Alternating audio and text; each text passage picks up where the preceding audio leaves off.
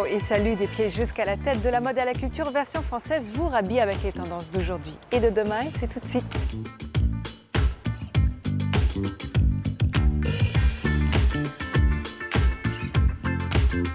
Avis aux fans du professeur Tournesol, le Conservatoire national des arts et métiers nous a ouvert sa réserve à invention. C'est avec légèreté qu'Élise Foin dompte les éléments, de la soie au polystyrène en passant par le papier, la designer prend son envol. Si vous voulez en découdre dans la capitale, voici 3 adresses qui vont vous plaire, c'est Paris-Bagarre en garde.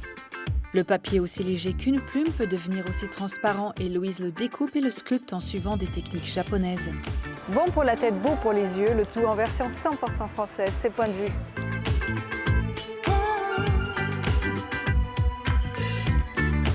Des clips qu'on clap, des pinces qu'on clip, c'est la douce musique de Clap Paris. D'une idée simple a germé un projet sympa, celui d'ajouter à nos vêtements et accessoires un bijou à clipser. Que ce soit sur un sac en guise de boucle de ceinture ou sur un béret, on laisse libre cours à son imagination et surtout à ses envies irrépressibles de customiser, futer. Si vous faisiez partie de l'équipe sage comme une image à l'école, ce petit bout de papier doit vous dire quelque chose. Le bon point tombé de nos jours en désuétude était là pour récompenser les bons élèves. Au bout de 10, on obtenait une jolie illustration ou même un petit cadeau. Si avec ça, ça ne vous donne pas envie de retourner sur les bancs de l'école. Si le vin s'apprécie sur les tables du monde, on aime aussi le découvrir au fil des pages du livre Pur Jus. Fleur Godard et Justine Saint-Lô sont parties durant 1 an à la rencontre des vignerons de demain. Elles y ont découvert ces artisans et leurs vignobles ainsi que toutes les techniques et philosophies qui accompagnent le travail de la vigne, à déguster sans modération. Les mains dans les poches, beaucoup trop dangereux quand le froid arrive, quoi de mieux que le contact réconfortant de la laine. Alors oui, on vous voit venir, les moufles vous trouvez ça ringard ou enfantin, détrempez-vous, Toasties rend l'hiver fun et surtout chaud.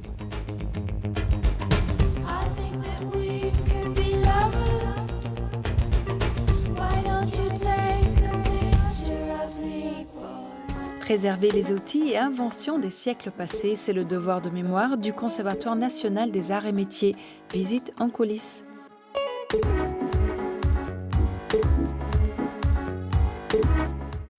Entrer dans le musée des arts et métiers, c'est faire un bond dans le passé. On vous propose de remonter le temps et découvrir de drôles d'objets, et la plupart, vous ne les avez sûrement jamais connus. On vous prépare aussi une petite surprise. Après la visite, on vous emmène dans les coulisses, d'immenses réserves où sont stockés près de 80 000 objets. Une véritable caverne d'Ali Baba. Mais d'abord, faisons un petit point sur le musée des arts et métiers avec Lionel. Derrière cette appellation un peu mystérieuse, c'est un musée d'histoire des sciences et techniques dans lequel on va découvrir à peu près 2 siècles de fruits de l'imagination humaine, d'inventivité.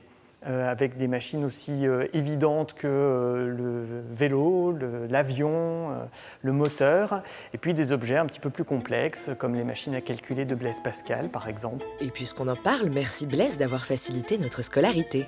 Juste après la Révolution, la création du Centre national des arts et métiers marque le début de la collection.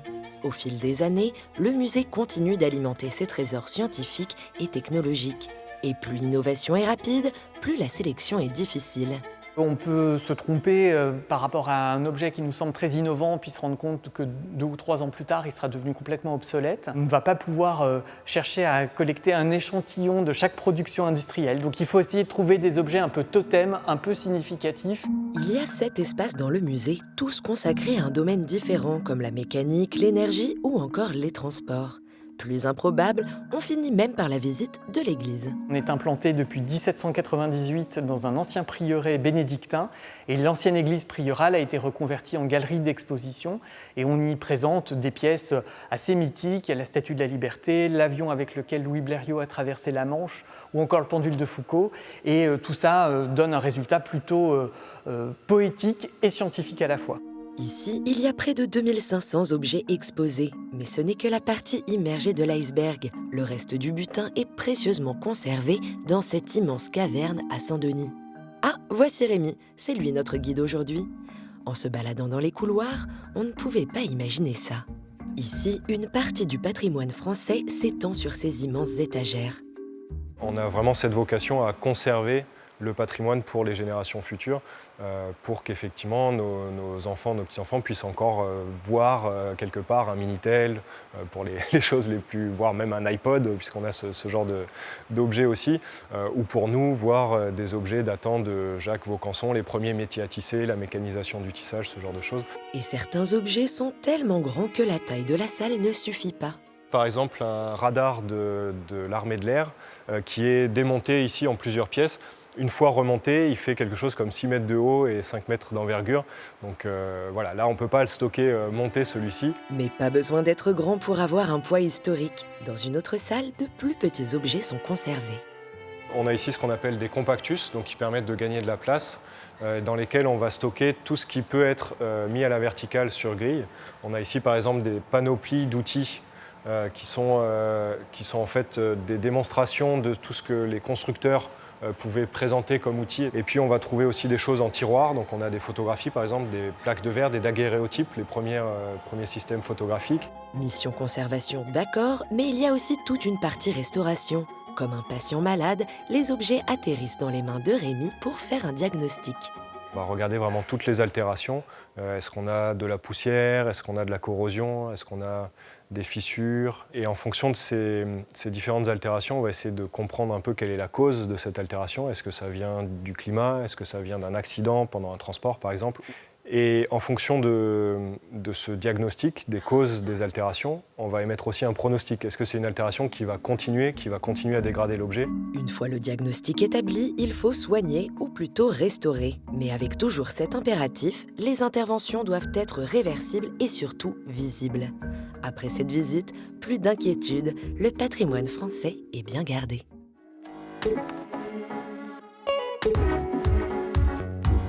La designer Élise Foin est notre invitée du jour. Elle jongle avec les matières et les nouvelles technologies pour donner vie à ses œuvres.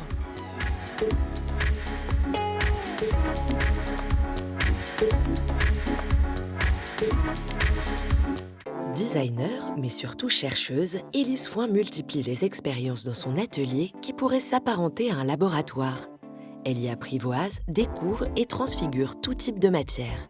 Que ce soit le papier, le métal, le tissu, la céramique ou encore le plastique, Élise a un contact particulier avec la matière, car c'est d'abord avec ses mains qu'elle crée.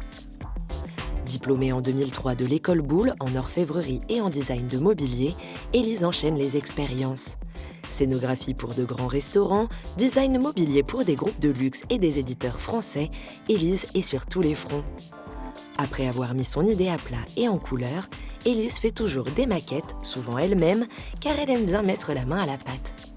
Je fonctionne comme ça parce que j'ai besoin de m'en rendre compte. En fait, c'est plus rapide de prendre une bande de tissu et de le faire que de devoir modéliser une bande de tissu, de ne pas avoir forcément la réalité du mouvement que ça peut donner, l'effet optique en fait, qu'on a en accumulant la matière, etc. Et ce qui lui plaît par-dessus tout, c'est d'associer les savoir-faire et de les transformer, comme avec ce luminaire tissé par des verres à soie. En fait, c'est un peu comme une imprimante 3D naturelle. Donc, au lieu de faire un cocon, les verres en fait tissent en 3 dimensions. Donc, l'idée là, c'était vraiment de designer, si je puis dire, le chemin en fait à donner aux verres pour qu'ils puissent en fait tisser cette forme. Et donc, c'est ce qui crée cette idée de nappe. C'est vraiment un lien en fait entre les nouvelles technologies et un savoir-faire ancestral qui est quand même de tisser de la soie, mais d'une façon assez innovante. Innovant, c'est le cas de le dire. Mais avant de donner du travail aux verres à soie, il faut d'abord préparer leur plan de travail. Élise prépare une maquette avant de se rendre chez David Topani, prototypiste et ébéniste, avec qui elle travaille depuis plus de 15 ans. Élise amène ses envies et David propose des solutions. Et en plus, il faut qu'on ait un câble de suspension. Même si le truc n'est pas très lourd. Il faudrait que ça tende sur les fils électriques. Voilà, il faudrait que ça tire sur les connexions électriques parce qu'après, s'il y a un court-circuit, ça ne marche plus. Donc voilà, c'est ça. Donc elle vient avec des matières, des idées. Et voilà, après, moi, j'essaye de mettre à son service ce que je sais faire. Et David est bien placé pour savoir qu'Élise adore twister les objets et les matières et leur redonner une vie. Il y a une part de recherche de matière, aussi de tradition, c'est-à-dire qu'elle ne met pas de côté des choses qui ont été faites il y a très longtemps, mais elle les réinvestit, elle essaie de leur donner une autre vie. On a fait une série de meubles sur des références assez anciennes, mais avec une lecture beaucoup plus contemporaine et qui colle un peu à ce qui se passe aujourd'hui. Très proche de l'artisanat et du savoir-faire manuel, Élise fait tout de même souvent appel aux nouvelles technologies. La 3D, pour moi, c'est un outil supplémentaire. Pas forcément de création, mais plutôt de mise au point technique. Donc voilà, un demi-millimètre peut compter beaucoup sur un objet. Et c'est vrai que le design, c'est un métier où il faut avoir le sens du détail, de la précision. Il faut aimer regarder là où on ne voit pas forcément. Et observer, Élise adore ça. J'ai un travail d'observation lié au savoir-faire et du coup l'inspiration est entre guillemets à chaque fois différente et dépend en fait des matériaux que l'entreprise travaille, etc. Et puis après il y a des aspirations plus personnelles, je dirais, qui habitent chaque créateur. Et moi il se trouve que c'est plutôt en règle générale un rapport à la nature. Des inspirations bucoliques aux mouvements poétiques, Élise s'approprie des images pour mieux les réinventer.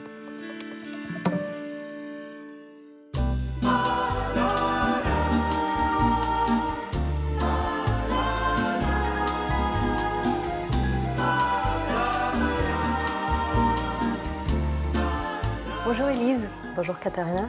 Élise, vous avez grandi en Franche-Comté dans un monastère entouré de beauté, de nature, d'art.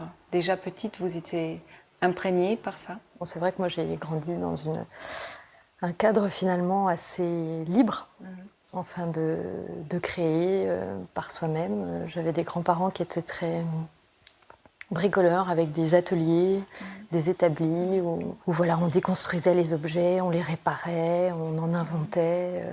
Vous avez fait l'école Boulle, d'abord en orfèvrerie, ensuite en fabrication et conception. Une preuve, s'il y en a besoin, que vous êtes vraiment ouverte à toutes les disciplines.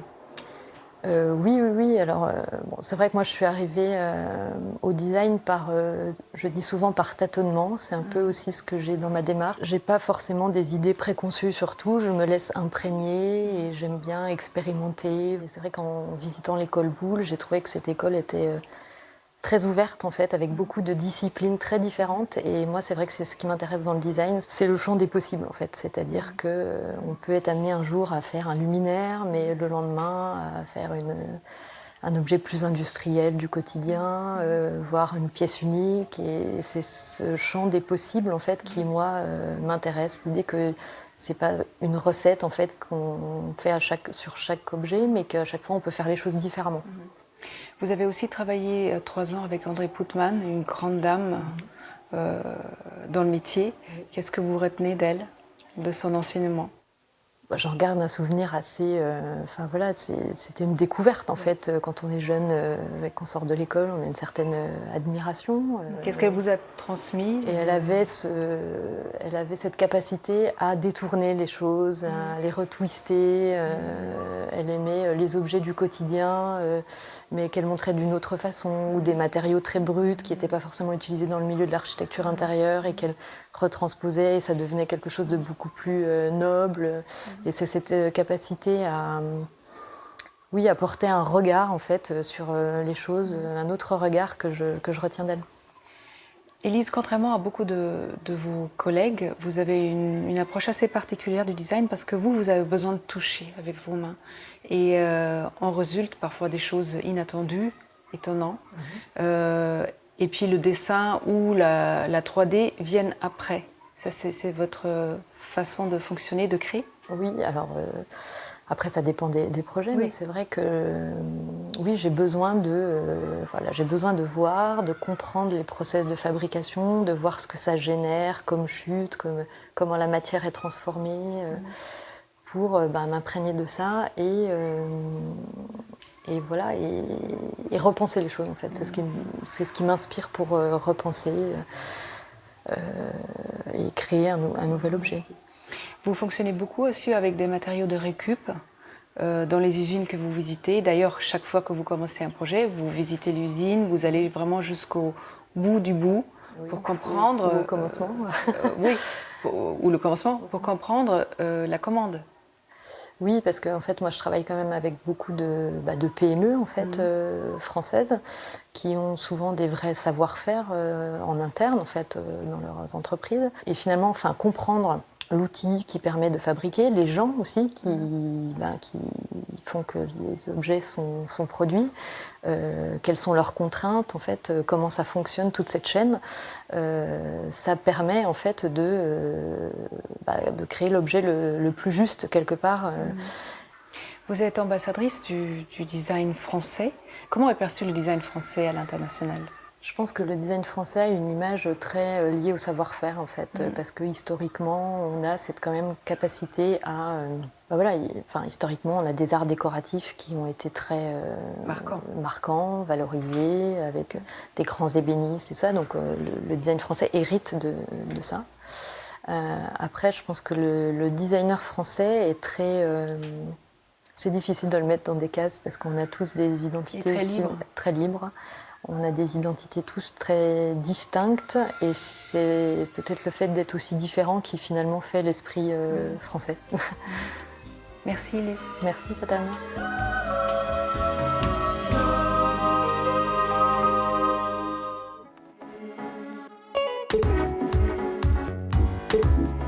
La bagarre, c'est un art. Cours de sumo pour les plus téméraires, des films de kung-fu pour les plus pantouflards. Voici 3 adresses pour se crêper le chignon.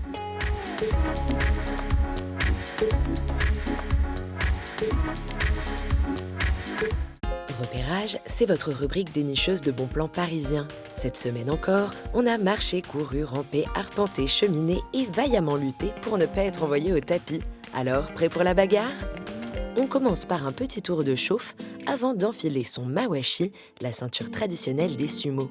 Oui, Paris aussi a son club d'amateurs. Passionné de sport de combat, Antoine Mavrier enseigne depuis 10 ans le poids lourd des arts martiaux japonais. Dans le sumo, j'ai trouvé quelque chose d'encore plus fort en contact, c'est-à-dire où il n'y a pas de triche possible. Au judo, on peut maîtriser l'adversaire, le tenir à distance. Au sumo, c'est pas possible. On est tout de suite dans le combat, c'est un combat plein qui dure très peu de temps, donc c'est vraiment dans l'urgence. C'est vraiment le corps à corps pour moi le plus intense. Bon, on dirait pas comme ça, mais au pays du soleil levant, les sumos sont de vrais demi-dieux. Et s'ils frappent du poing et des pieds sur le sol, c'est avant tout pour intimider les mauvais esprits. Un rite ancestral et religieux qui, avec le temps, est devenu une discipline sportive. Mais au fait, c'est quoi les règles du sumo ? La règle du sumo est simple, c'est qu'il n'y a que la plante de pied qui a le droit de toucher le sol. Et ensuite, il faut rester dans le cercle. Donc même à l'intérieur du cercle, si vous touchez avec la main le sol, vous avez perdu. Mais si vous sortez en premier, vous avez perdu. L'image qu'on a du sumo, c'est une image d'un sport de force où chacun doit pousser le plus vite possible, le plus fort possible. En fait, c'est pas du tout ça. Le sumo, si vous poussez très fort, vous allez vous retrouver par terre. Donc ça ne peut pas marcher. Le sumo, c'est au contraire avancer en étant en équilibre. Donc c'est un sport d'équilibre, avant toute chose. Pas trop essoufflé ? Si vous êtes plutôt team Shaolin que gros bébé en couche culotte, on a l'adresse qu'il vous faut. Repère des cinéphiles et des cinéastes, JM Vidéo a de quoi vous combler au rayon baston. Du brutal, de l'absurde, il y en a pour tous les goûts. Petit passage en revue des pépites de la boutique avec Jonathan, un spécialiste des films de kung-fu. Donc il y a Taichi Master, ça c'est un vrai classique du genre. Il y a Fist of Legend qui est un remake d'un film de Bruce Lee, La Fureur de vaincre. C'est un des films qui est vraiment a fait de Jet Li une vedette du genre. Ça, c'est du grand n'importe quoi, fait par Tsuyark, qui est pourtant un maître du genre, mais bon, tous les grands réalisateurs ont fait des mauvais films. C'est du nanar, ça n'arrête pas une seconde, ça part dans tous les sens, ça n'a plus aucun sens d'ailleurs. Vous ne le savez peut-être pas, mais si ce genre bien spécifique est devenu si populaire au-delà des frontières hongkongaises, c'est grâce à un certain Jean-Claude Van Damme. Van Damme, c'est un cas intéressant parce que c'est Van Damme justement qui a ramené tous ces réalisateurs hongkongais, John Woo, Ringo Lam, Tsuyark. C'est lui qui les a ramenés à Hollywood et donc il a fait des films avec eux et eux ils sont restés à Hollywood pour faire d'autres films. Et c'est depuis ces chefs-d'œuvre du genre qu'on voit autant de blockbusters imprégnés d'arts martiaux. Oui, vous avez bien vu, tout le monde sans exception à la folie ninja. Mais revenons aux fondamentaux du kung-fu pur et dur. On commence par quoi quand on n'y connaît rien ? Détective D, Ip Man, il y a du grand spectacle, il y a de l'émotion, il y a de l'humour, il y a même parfois du fantastique, il y a même parfois des créatures fantaisistes. Donc c'est c'est très bien ça. C'est ce que je conseille souvent à des gens qui essaient un peu d'initier au genre. Pas d'humeur à rester sur son canapé? Dans ce cas, on vous propose de rejouer les sumo, mais dans sa version plus rebondie du caveau de la Lucha Libre. Ce bar à tapas du 5e arrondissement de Paris est réputé pour son ambiance chaleureuse, mais surtout pour ses combats de catch au sol. Et quand ce n'est pas les pros qui font le show, c'est aux clients de monter sur le ring pour tenter de mettre KO l'adversaire. Un coup à gauche, un coup à droite, une fois que la cloche a sonné, il vaut mieux avoir le souffle bien accroché. Sous les lumières des projecteurs et les cris d'encouragement, on assiste à quelques raclées et à de nombreux fous rires. 1, 2, 3, c'est la fin du combat et le temps pour nous de nous quitter, que ce soit du sérieux ou un bon moyen de rigoler. Si vous êtes d'humeur bagarreuse, vous savez désormais où aller.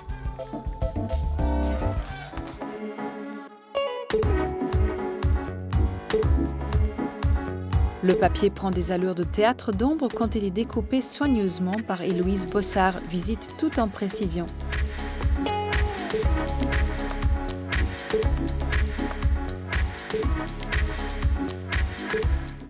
Si on vous dit papier et Japon, vous pensez sûrement à l'origami, qui est l'art du pliage du papier. Mais nous, on vous emmène découvrir d'autres facettes de ces techniques japonaises. Dans la famille de l'art du papier, on demande le kirigami, qui veut dire papier découpé. On parle ici toujours de pliage, mais associé à du découpage. Son usage le plus ancien remonte à quelques siècles dans les temples lors des cérémonies religieuses. Puisque la famille de l'art du papier est très vaste, on va aussi vous faire découvrir un cousin du kirigami, le kirie, appelé aussi dentelle de papier, qui veut dire image découpée. Là, pas de pliage, uniquement un découpage très minutieux et parfois spectaculaire. Et ce savoir-faire, Héloïse Bossard en a fait son métier depuis bientôt 2 ans. D'abord architecte dans un grand cabinet, elle quitte Paris pour s'installer 1 an au Japon et y découvre l'art du papier. Donc j'ai découvert plein de choses magnifiques là-bas, et notamment l'art du papier, enfin, que ce soit origami ou le kirigami. Et donc quand je suis rentrée en France, donc en 2016, j'ai troqué mon cutter d'architecte contre mon scalpel de kirigami. Mais finalement, c'est un peu une continuité quand même de l'architecture. Mais son histoire avec cette matière remonte à bien plus loin. C'est un matériau que j'adore. Je crois que j'ai toujours aimé le papier en fait. Vraiment depuis que je suis petite, l'origami, voilà, j'en fais, je sais pas, depuis que j'ai 7 ans, les petites grues en papier. Donc j'ai vraiment toujours été amoureuse du papier. C'est aussi une chose qui me manquait en architecture en fait. On travaille beaucoup sur ordinateur et moi il me manquait le rapport au concret, à la matière. Et la matière, elle l'a rapidement apprivoisée. En véritable autodidacte, Héloïse a découvert les contraintes du kirigami et du kirie par elle-même. On a l'impression qu'on peut utiliser tous les papiers, mais c'est pas forcément vrai. C'est-à-dire que moi, pour ce que je fais, donc quand je veux vraiment faire des découpages très fins, très précis, il faut que j'utilise... En fait, je suis limitée par le grammage. Donc, il faut que j'utilise du papier entre 80 grammes et 180 grammes, on va dire. Fleurs, champignons, feuilles ou poissons, les inspirations d'Héloïse sont très végétales et animales. La plupart des pièces qu'elle vend sur son site en ligne sont uniques, car certaines œuvres demandent des centaines d'heures de découpage, ce qui rend le dernier coup de scalpel très gratifiant. Tout se révèle et voilà, c'est fort entre guillemets en émotion, mais c'est vraiment la satisfaction aussi de se dire j'ai passé un nombre d'heures à découper, mais ouais, ça valait le coup. Et ce temps passé penché sur sa feuille, elle le ressent comme un véritable acte méditatif. Je trouve ça hyper relaxant à faire. C'est-à-dire qu'il y a des gens qui vont au yoga, moi je fais ça. Relaxant justement, mais cela empêche de produire en grand nombre. Héloïse aime expérimenter et elle a trouvé une façon détournée de faire ses kirie en série grâce à la technique du cyanotype.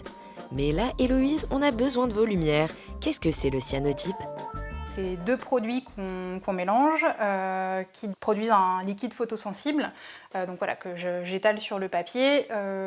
L'idée, c'est de poser des choses par-dessus et ensuite de mettre à la lumière. Donc, comme c'est devenu photosensible, toutes les parties exposées au soleil vont réagir et au moment du rinçage, ça va se transformer en bleu.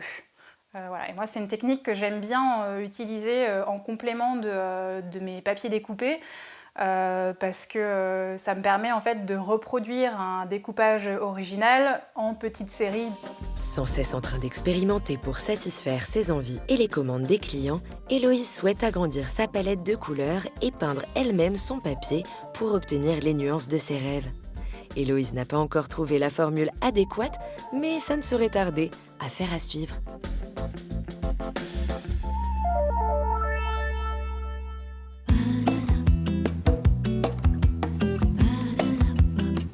La version française est déjà terminée, mais j'espère vous retrouver très vite et en attendant, restez chic toujours. Bye!